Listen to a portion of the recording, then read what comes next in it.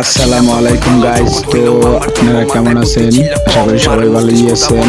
তো আমি আছি ভালো। দেখতেই পাচ্ছেন আমার গলা ছিঁড়ে ফেরিঘাট আসছি পর আমরা মির্জাগঞ্জ মেলা করছি।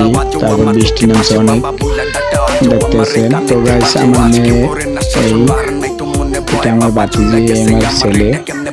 তো আমি নিজেই ড্রাইভিং করতেছি, মির্জাগঞ্জ যাইতেছি আমরা। তো গাইস দেখতেই পাচ্ছেন ফেরি আসা, ফেরিতে বৃষ্টি।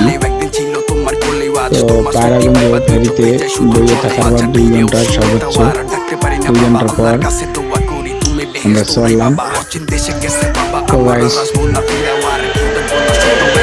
আপনি দেখতেই পাচ্ছেন আমার ভাইজি 2 টাকার কয়েন নিয়ে মেলা করছিল খাইবে পাপন বাজার। তো তারে ডাকারাগির পর সে মুখ বেজার করে বসে আছে। তো পরে আমি পাপন নিয়ে আসলাম। পরে আমরা মির্জাগঞ্জ মাজারে গেলাম। এই যে আমার মেয়েকে গোসল দেওয়াইছি।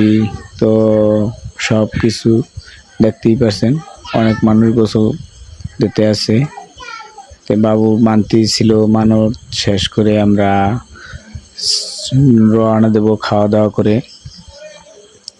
তারপর এই যে জুমার নামাজের দিন, তো নামাজ পড়তে যাবো আমরা। এই তারপর নামাজ টামাজ পড়ে এলাম ফেরিঘাট। ফেরিঘাট এসে বসে রইলাম পাক্কা 3 ঘন্টা। 3 ঘন্টা পর ফেরির কোনো হদিশ নাই। তো গাইস গড়লাম পড়লাম, অনেক আনন্দই করলাম। দেখতে আছেন আমার আম্মা।